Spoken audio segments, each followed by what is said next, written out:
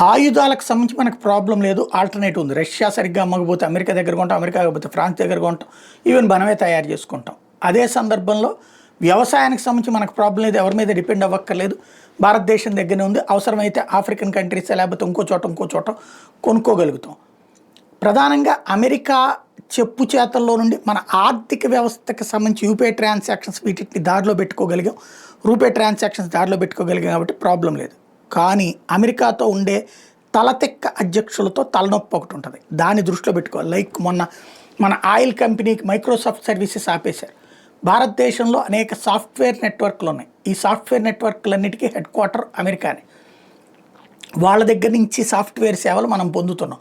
మనం ఇక్కడ సబ్ కాంట్రాక్టులు చేస్తూ వాళ్ళకి చేస్తున్నాం. దాని మీద ఆంక్షలు పెట్టలేదు ట్రంప్. అది పెట్టాడా మొత్తం కొలాప్స్ అవుతుంది. భారతదేశాన్ని ఇరకాటంలో పెట్టేందుకు అట్లా పెట్టినా ఆశ్చర్యపోనక్కర్లేదు ఆ క్యారెక్టర్.